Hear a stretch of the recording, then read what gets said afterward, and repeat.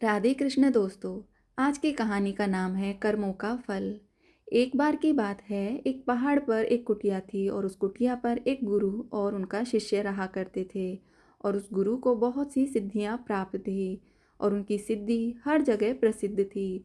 वह वहाँ के लोगों में इतनी ज़्यादा प्रचलित थी कि लोग उनकी शक्तियों से भली भांति परिचित थे। वह ध्यान में बहुत ही ज़्यादा लीन रहते थे। कई बार वह 2-2, 3-3 दिनों तक ध्यान में बैठे रहते थे और तब वह कुछ खाते पीते भी नहीं थे। उनके ध्यान की शक्ति की खास बात यह थी कि वह ध्यान करते करते भविष्य देखने में सक्षम थे।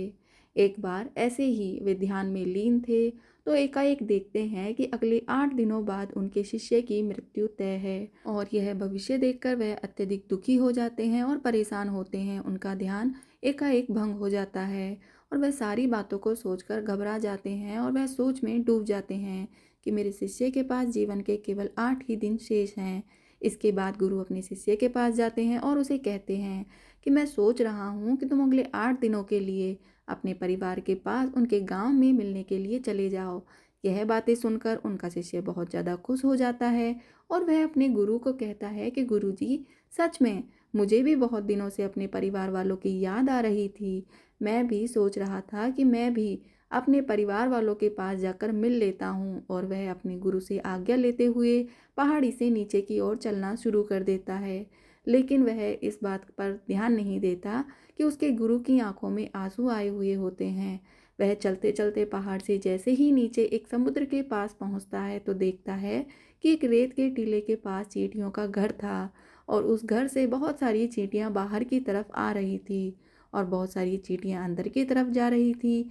चींटियां आपस में बार बार टकराकर अपनी दिशा को खो देती थी और उसके बाद फिर से इधर उधर चलना शुरू कर देती थी। यह देखकर उस शिष्य को बहुत ज़्यादा आनंद आ रहा था, लेकिन वह एकाएक देखता है कि समुद्र की लहरें बहुत तेज़ी से उफान खा रही हैं और शिष्य को समझ आ जाता है कि कुछ ही पलों के अंदर यह सारा पानी चींटियों के घर में घुसकर उनका घर को तोड़ देगा। इसकी वजह से बहुत सारी चींटियों की जान चली जाएगी।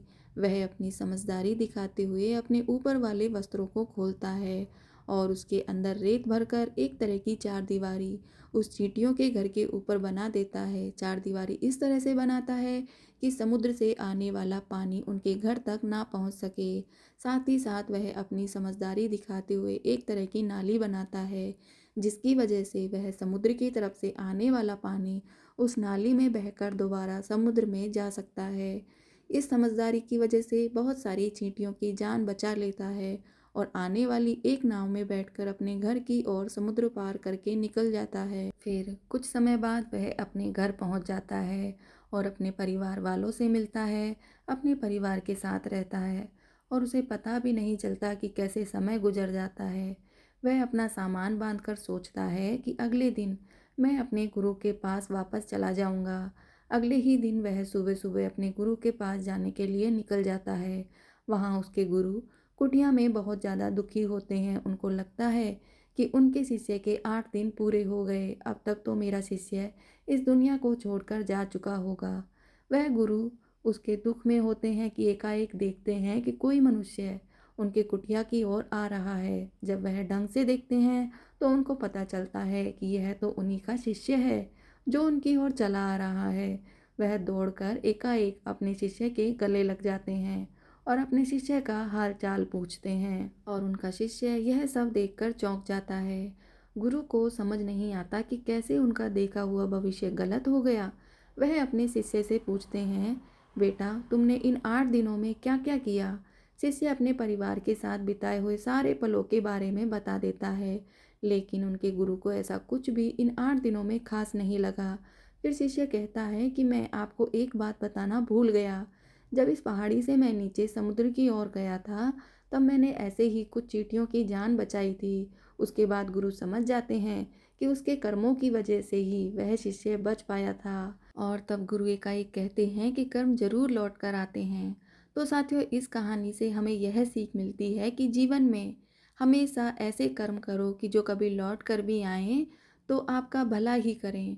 हमारे कर्म हमेशा लौटकर वापस ज़रूर आते हैं, अब चाहे वो अच्छे कर्म हैं या बुरे कर्म।